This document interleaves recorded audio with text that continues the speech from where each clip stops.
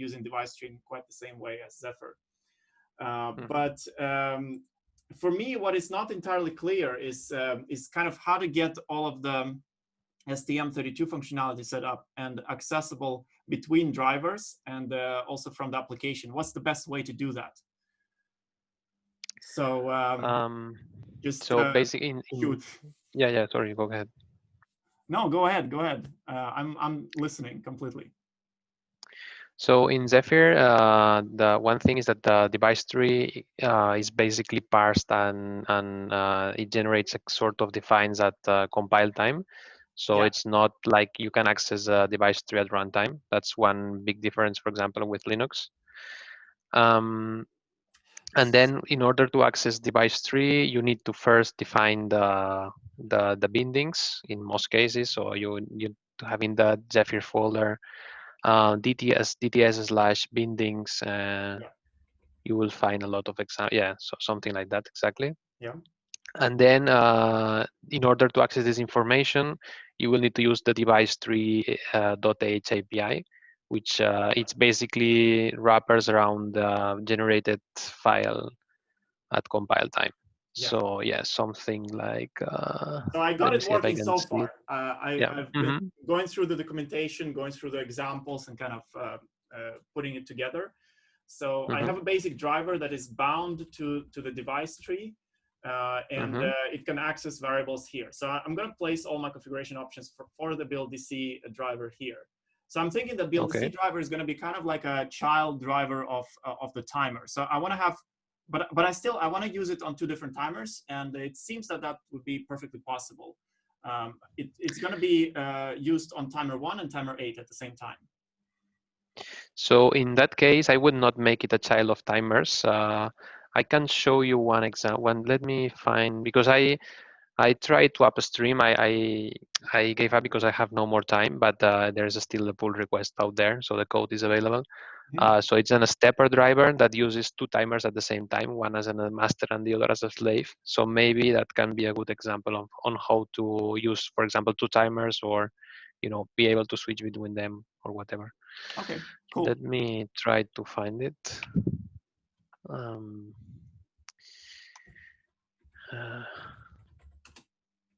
Yeah, so here you have an example device tree entry that, well, as you can see, I'm referencing timer nodes, right?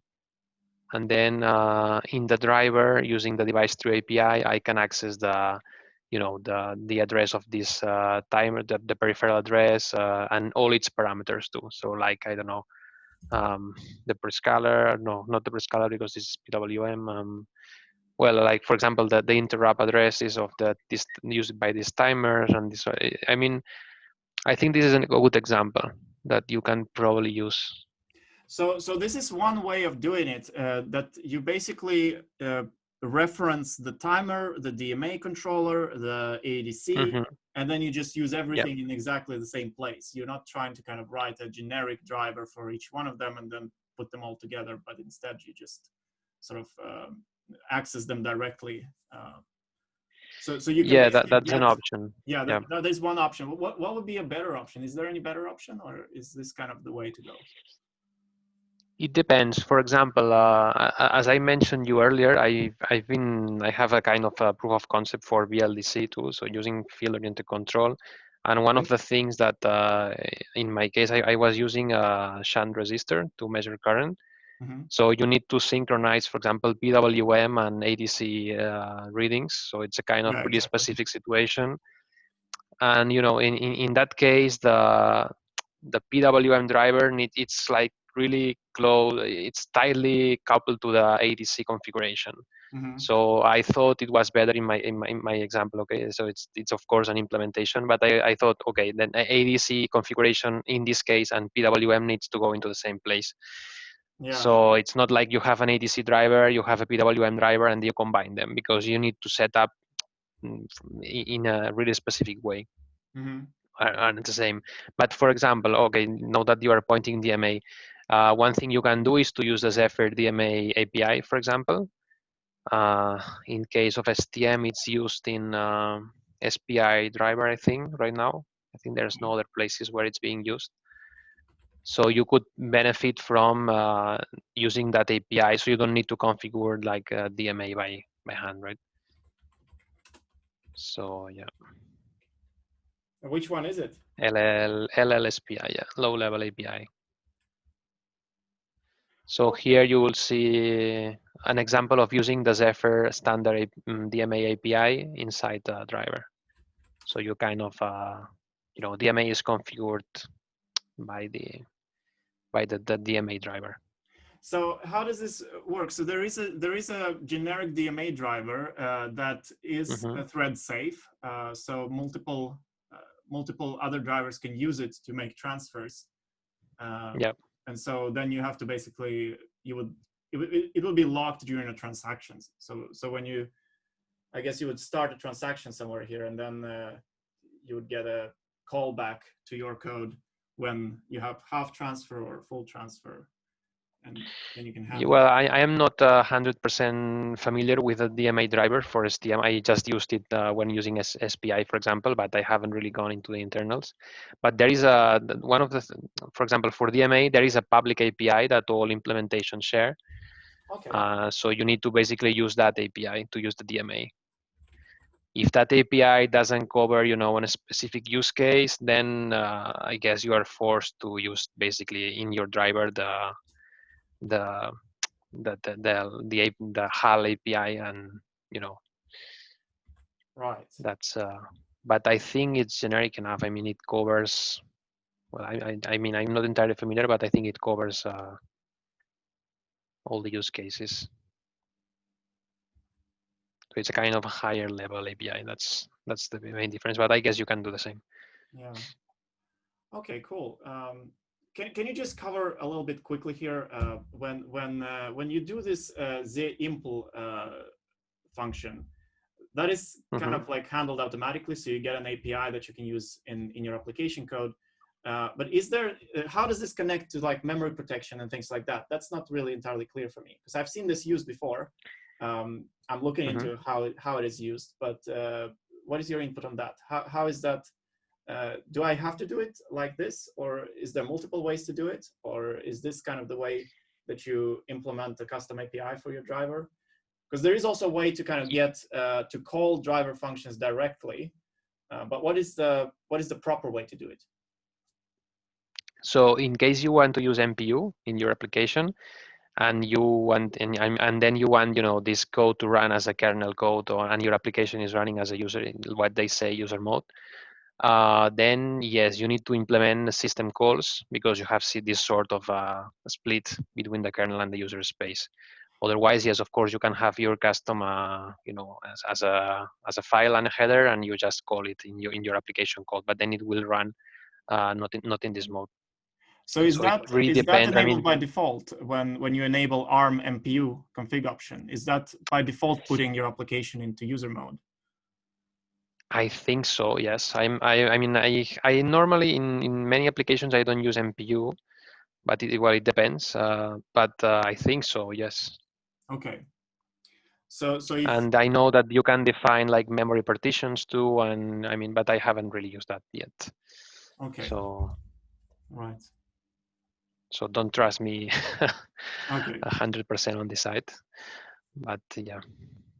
So so the DMA controller will be available through this API, and then it will probably, so when you have a driver, like for example the DMA, let's use that as an example, and that driver is handling interrupt requests. Like where is the interrupt registered here? Because I don't see any definitions here.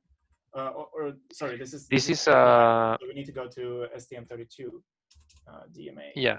So this is just a public API. Okay. So here you will, in some functions, for example, in PWM, you have that the public APIs have some inline functions where it, for example, the pin set microseconds or nanoseconds do the computations for you, and then you need to only implement the one that is using cycles, for example.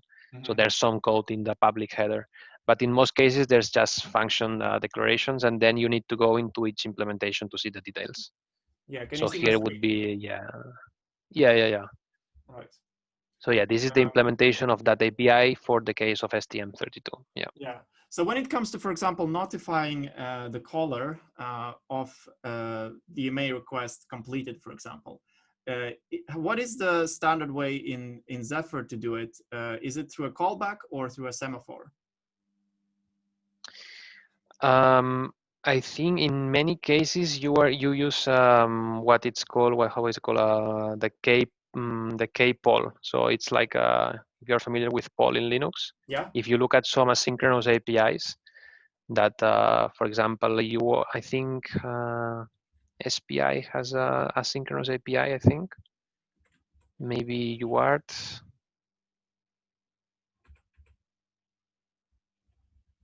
You can open. Let me check. So this is There are calling some the drivers callback directly, but is this so you have to basically be aware that the callback is called in the interrupt. Is there like a pattern for this that is used in throughout Zephyr code where one way is better than another? I'm not sure about that. If this is a okay. Because just to make sure that there is some differentiation between callbacks that are called from interrupts and callbacks that are called from threaded code. Okay, so I think I know what you mean. So in general, in the interrupt itself, you will set a semaphore, and then that semaphore will be used. So some other code will be waiting on that. So it's basically sleeping and. Yeah, so that's the way. So you, in general, you don't do anything that like calling something, calling a callback in the interrupt in a direct way. Okay, so this code should be and then there is a. Sorry, go ahead. So this code should be ideally rewritten to use a semaphore instead. Yes, if you need that, yes, of course, yeah. Yeah. Then there is another interesting thing for motor control in Zephyr that are zero latency interrupts that you probably need to look into that if you want to have good performance. So basically, our interrupts are not affected by the. So basically, they work like independently of the RTOS. So it's kind of dangerous because you don't have like RTOS services in the interrupt. So you need to manage yourself. If you have any sort of data share between that interrupt and your code, you need to, I don't know, do something like disable that interrupt manually when you need to share some data. But they are not affected by the RTOS. So for example, one thing that happens when an interrupt is triggered in Zephyr is that it will call the scheduler again, so that it will try to reschedule. In this kind of interrupts, this will not happen. So it's like it's totally independent of the RTOS. But you have really good performance on those. So for example, I am using it for the current loop that it's running, at I think it's 30 kilohertz. So unless you use those sort of interrupts, you see a lot of, it's not like time constant. So you need to be aware of that. Yeah, like jittering. Jittering, exactly. That's the word. Mm-hmm. Yeah. So so zero latency in the standard case, the Zephyr is going to reschedule after the interrupt, or does it reschedule before the interrupt in any case? So I got the impression that I don't know if it's before or after, but I think it's after executing it. Yeah. Okay, right. So so zero latency is kind of like having an interrupt in free RTOS that is higher priority than the RTOS itself, so that. Yeah, they run at so all Zephyr interrupts in that mode will have a lower priority than those ones. So it's like all interrupts are shifted. Okay. Sorry, yeah. No, go ahead. Sometimes we just start talking at the same time. It's no problem. Go ahead. Yeah. So in case of using zero latency interrupts, you will see that what basically Zephyr does is like adding an offset to all the Zephyr interrupts. So it makes sure that your zero latency will have always a higher priority than the system interrupts. Okay. So how do you configure a zero latency interrupt? For example, for a timer, let's say I want to have the timer 1 update event configured as zero latency interrupt. How do I do that? So there is an API for that. It's documented. So let me check. Mm-hmm.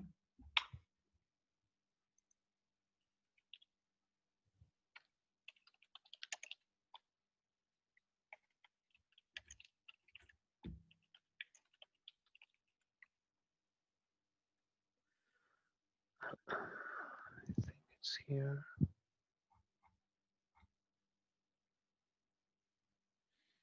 Yeah, this is the kconfig entry, but I think there's also some other like detail. There's more like high level description. Let me try to find it.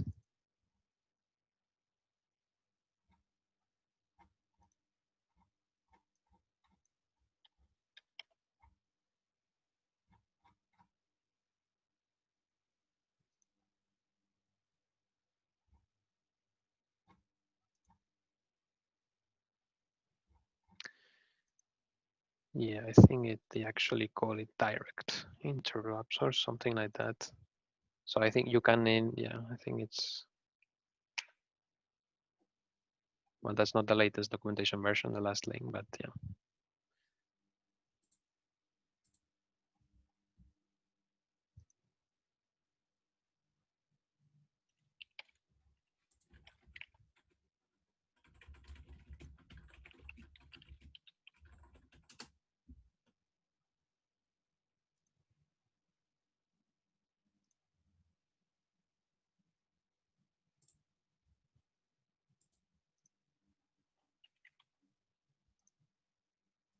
Yeah, this is the latest version. Well, I think it's almost the same, but just in case. Okay. Just write 2.4.0, for example, at the top. And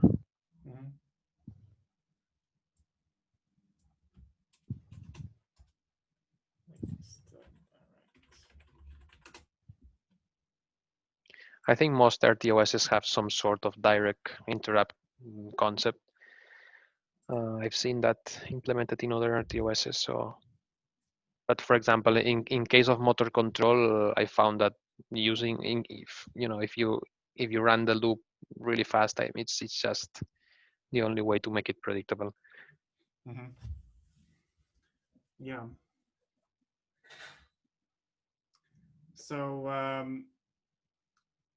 do you have to set the RQ number manually, or can you use some kind of define for this? Is there a default define? No, you can use device tree actually. So okay. If you look at the example of the stepper code, you will see how it is taken from device tree and even the priority. Code. The one that you showed Sorry? before, the stepper code. Yeah. Mm-hmm. And in that case, it also takes care, because it can be used with many timers. So it's not only timer 1 and timer 8. It also takes care, and this case is quite complex because in STM32 you have that some timers share the interrupt, or some timers have like global and update and like split interrupts. This tries to handle everything.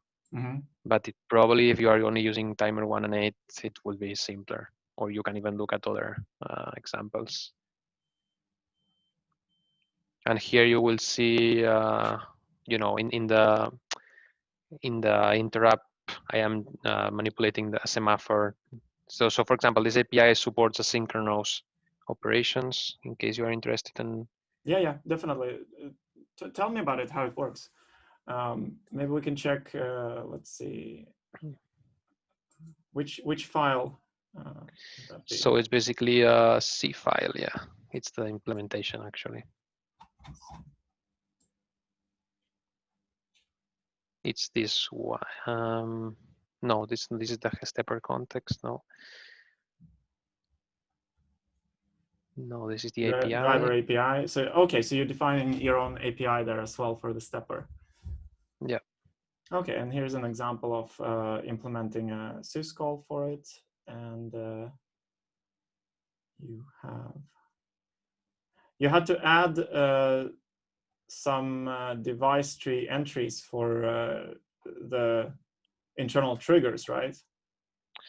Yeah, because they were not defined in this case, so that was suggested by ST guys. So basically, you have like this defined in device tree files. It's easier to read then. So are they not? I mean, this driver is not fully reviewed. Sorry, because there's a bit of latency. Yeah, okay, no problem.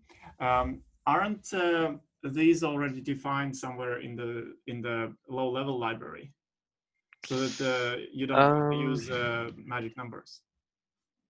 Maybe, I'm not sure. But the thing is, I think you cannot, if the purpose of having these headers is that you can use these defines in device tree, right?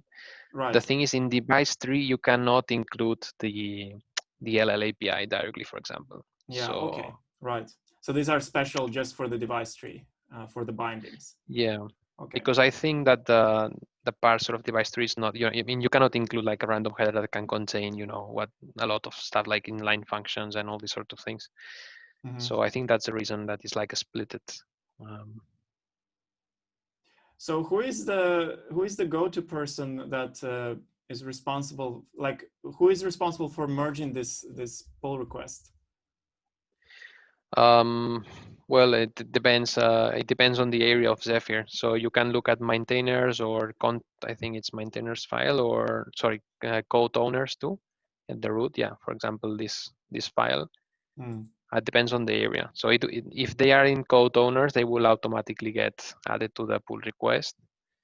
Okay. But then it's I've learned from time who is the right person to ask for review, and then there is another thing. If you are really interested in having more people to review your code, is to request. They have a weekly meeting that's called a dev review meeting, and Okay. you can ask people, hey, I want to have this pull request review during the meeting, and then there's normally 10 to 15 people that are always in the meeting, and then you can discuss their doubts, or if you are if your approach is good or not, or Oh, that's really good. So anybody can join those meetings, right? yeah, it's public meeting, so you can actually join whenever. You need to subscribe to the Zephyr mailing list, I think, and then you will get notified every week of the meeting, and you can join. It's public meeting, so Okay. yeah.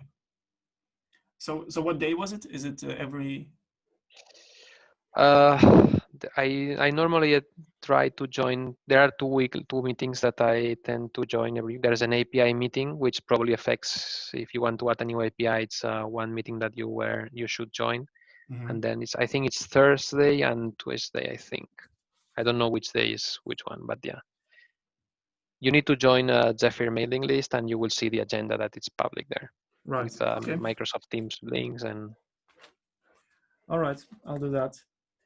I have another question that is it's related to the board, the kconfig. So for example, there is a kconfig def config, and there is a board def config. Yeah. So let's see. So for example, I have my DTS def config, and then there is a kconfig def config, which I copied this from another board. But I'm wondering, like, what is the difference between these two? So you have the def config that has the same name as the board, as the DTS, and then there is another one, and they're both parsed. So when should you use one? When should you use the other?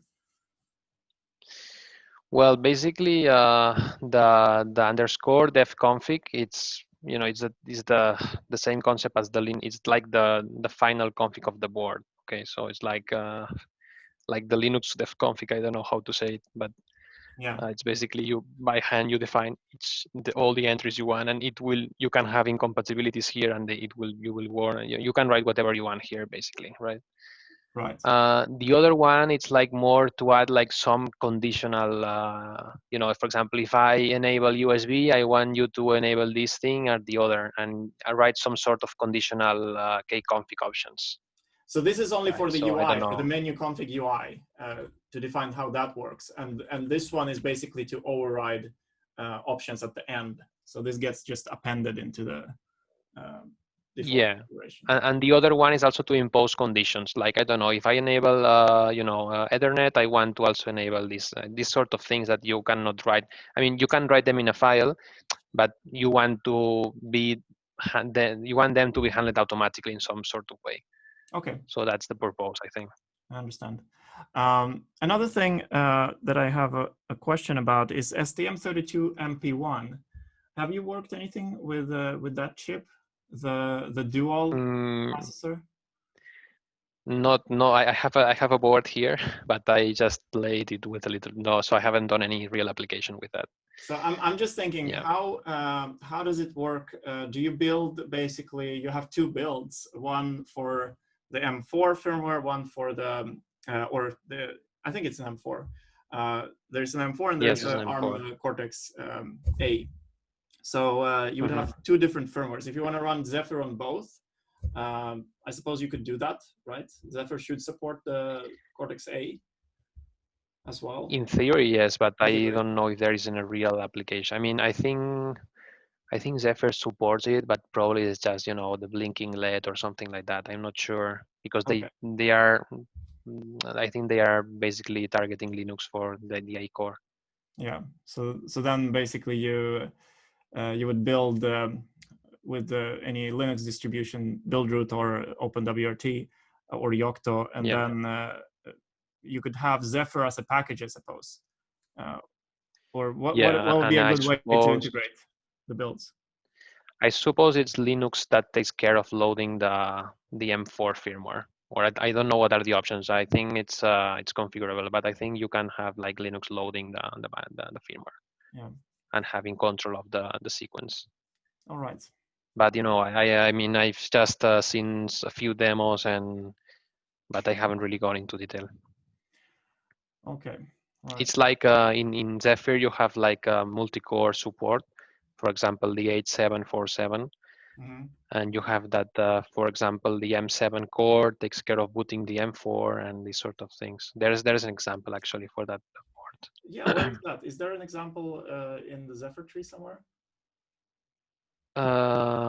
If you look at the H747 board, A7 or H7? H747. Where is it? Let me, because I've been working with that one lately. 1 second.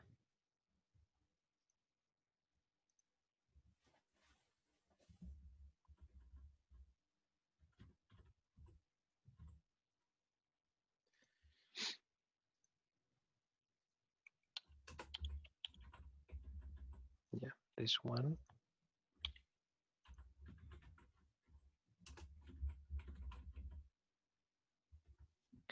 Should be in STM. Yeah, I've pasted the link. Oh, so H7 so that, okay. Yeah. So that's also it's an interesting option when doing, for example, motor control, because you can have one core running the control loop and the other doing, you know, connectivity or displays or whatever. So is this So board you can capable of running Linux as well? Well, I think Linux supports some high-end STMs, but I don't know what to what point. So, but here you're in this case you would be running Zephyr in both cores. Okay. There is there a a README sample in that the board file. I think you can upload a sample. Yes, there is in the README file of the board you have all the details. I've been using only M7 core in this board for display things. But yeah, so you see that you have like M4 dev configs and DTS and so forth. So here you have all the details. Okay. Yeah, so how to program the two cores. Yeah. Oh, this is really cool. Okay, cool.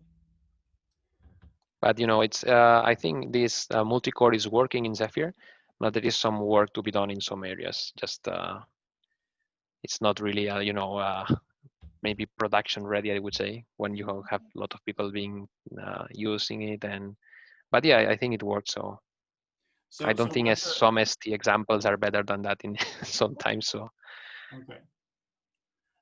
So from your personal experience, what has been the problems of using the code today? In Zephyr, you mean? Yeah. So when I started, because I used STM quite a lot in the past before Zephyr, so I said, okay, let's try Zephyr in an STM32. And when I joined, was actually this year, I found that well, it works. So you can find quite a lot of examples, and it kind of worked. But some drivers were not really, high performance, or were written in a way that they were usable but not really production ready. For example, PWM, it was a bit like not optimized, let's say. So I've tried to contribute in these areas, and some other boards, like for example this 8747, it you have the basic stuff working, like GPIOS and some other stuff, but then you have the display, which is like the interesting part, is not supported yet by Zephyr, so you need to look in around. So it's basically in some areas you will see that there is existing drivers, or code is not tested enough to be production ready in some areas, but it's been improving quite a lot this year.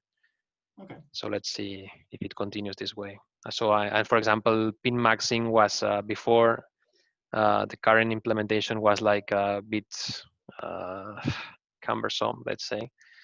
And right now we have device tree supporting that, so it's much easier. And yeah. So what part was cumbersome? The pin max. Pin max, okay. Yeah. So you had like a lot of defines in header files, and you had for each board you had a C file. So we were not using device tree for that. Oh, right. Yeah, I've seen some code. I was browsing through the pull request or merges in the tree, and I've seen some code that changed from the old way to the new way, and the new way just looked perfect, and the old way was really weird. Yeah. The old way was like a patch, or something that everybody knows that needs to go away, but you need to find the time to do it. So yeah, the next Zephyr release, which is I think scheduled for January, will contain all these changes, which is for me it's one of the pains that Zephyr had. But anyway, in many projects you also need to do it by hand, right? So it's not really that there are a lot of projects using device tree in the embedded space. But yeah, when you have it, you say, okay, there's no way to go back to the other way. Yeah. Yeah, that's kind of how I felt as well when I started using device tree. Mm-hmm. But I Yeah, love when you get the used Zephyr it. way. Sorry? Yeah, I say that when you get used to device tree, you don't want to go back to using defined and Exactly. all these sort of things. Yeah. 100%.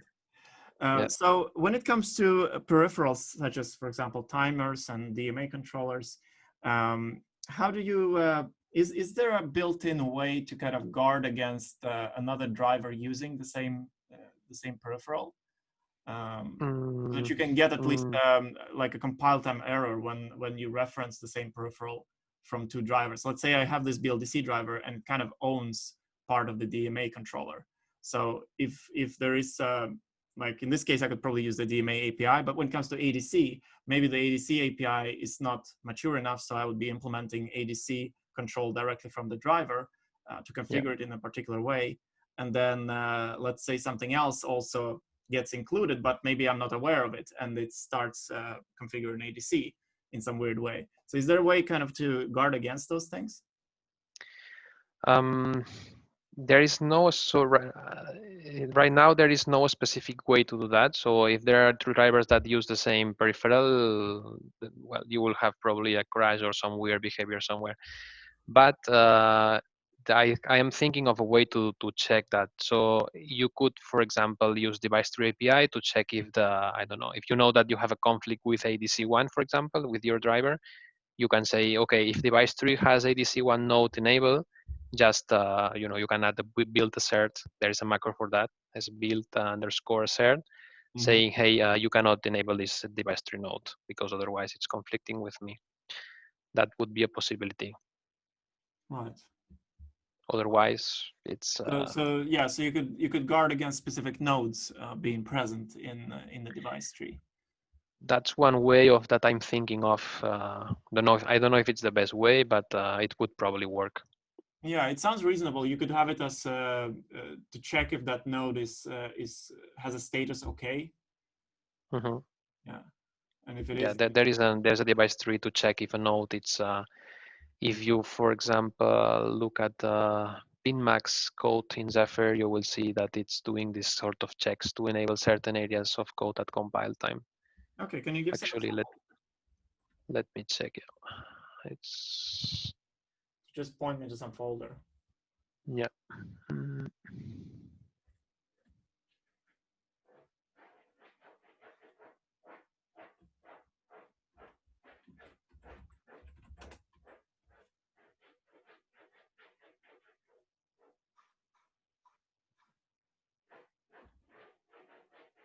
Yeah. So for example, this one.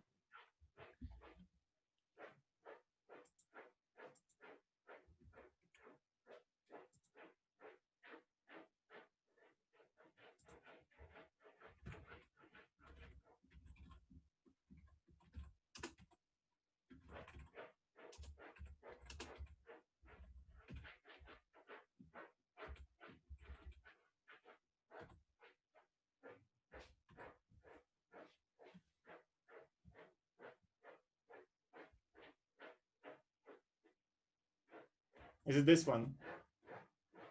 Yeah.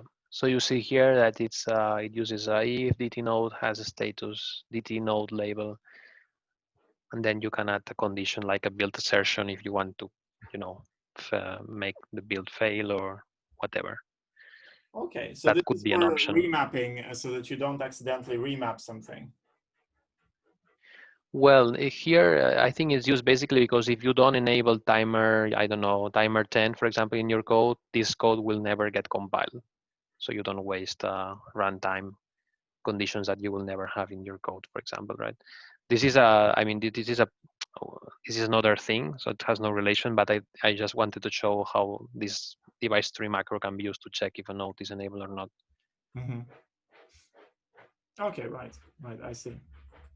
So if you have a remap enabled on the pin max, then you would run one of these codes to remap that particular pin. Yeah. Depending on whether the peripheral is enabled as well. Okay, that's cool. So in this particular case, you basically get the minimal amount of code compiled using device tree information. That's the strategy here. Mm-hmm. And this DT has compat status OK. What is that controlled by? This is part of the device tree.h API, and this API uses a header. If you look at the build folder, it's a build /Zephyr / include, I think. Yeah, include generated. Or no, I think it's yeah, it's device tree and fixed. So here, these are like a kind of defines that these defines are used by the device tree API. So this is generated from device tree. Mm-hmm. And basically device tree are macros that are basically construct all this whole long definition using the, preprocessor macros that are, append the names. So that's the basic behind device tree, Yeah. actually. So I understand that so far. What I'm wondering about is compat status. Is that some kind of like, how does that manifest in the device tree? Compat status. Okay. Like, what does this mean? This line. It's checking. Well, you can look at the. Is it for this particular driver that is compatible? Is it that you have compatible string that is set to STM32F1 pin control, and then Yeah. So basically, so this is going to run for every. So I would understand if this was used in the definition of the instantiation of the driver, but it's what I'm not so sure about is what is this checking for? So basically, you will have this. This ends up being translated as one of those definitions in that header file. Mm-hmm. And then if it's 0 or 1, it will basically compile this if branch or not, which is again, it's this is all handled by the preprocessor. So, but I don't know if I know what you mean, or. Sorry, can you repeat? Yeah, when is this going to be set, the compat status? When is it going to be true?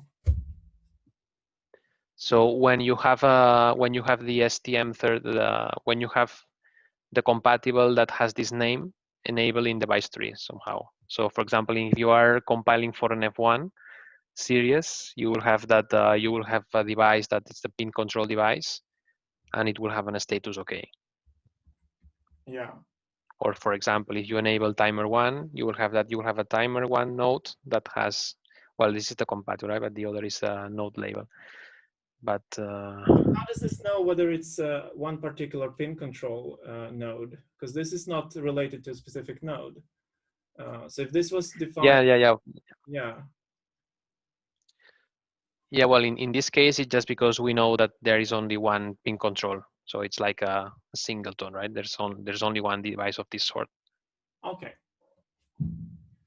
I understand. Okay, cool. I mean, it's the device tree. There's a lot of things to explain in a few minutes, right? But the API is quite complex. Yeah.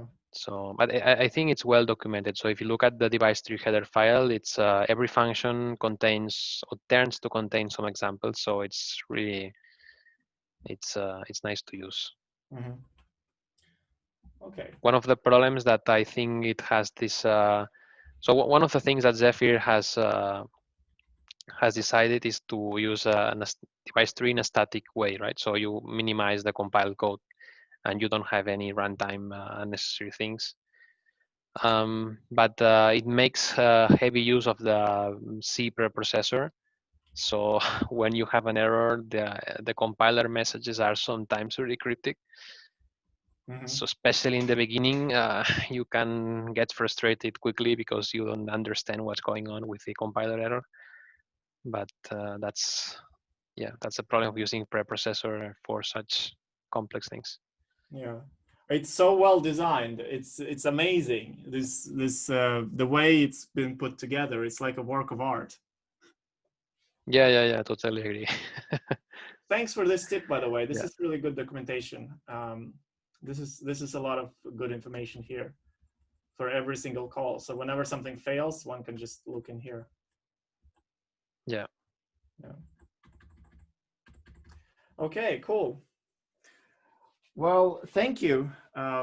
Thanks for this overview. It was really informative. So I think I hope I have covered more or less everything you wanted to know. But yeah, there's many more things to cover, and a lot of details that I've probably missed or I don't know. But yeah.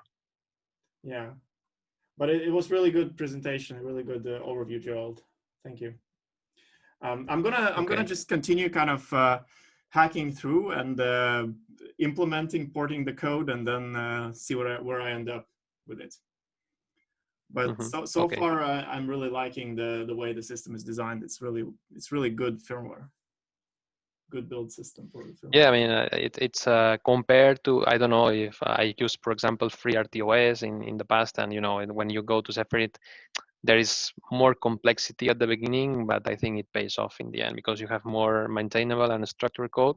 Mm-hmm. And in the long run, I think this is really important because maybe in pre-RTOS it's fast to develop something, but then you need to maintain it, and I mean, I ended up pretty much implementing my own set of drivers on top of that use device tree for configuration.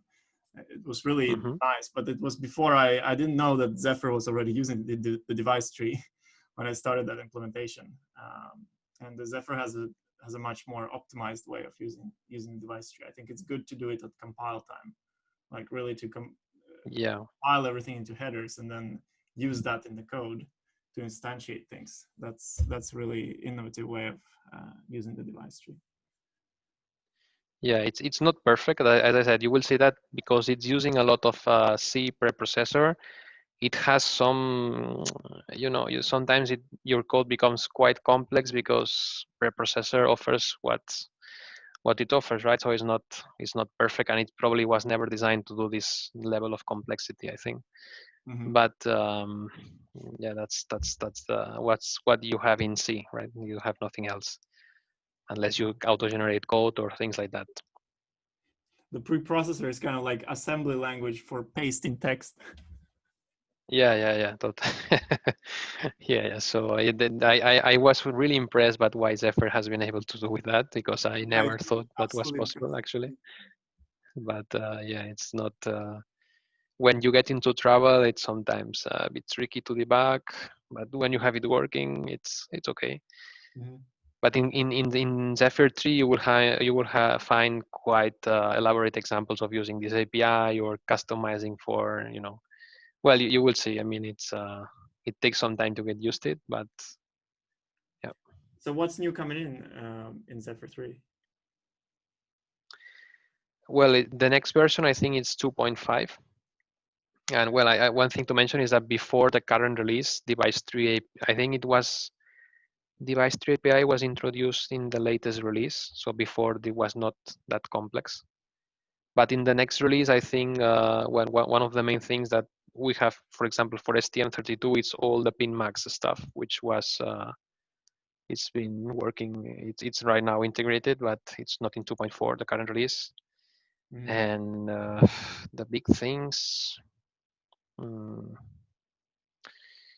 Well, I mean, I'm really focused on STM, right? And the other areas, I'm not sure. I think there's some new architectures like Arc, I think. But yeah. So what is your work centered around on Zephyr right now?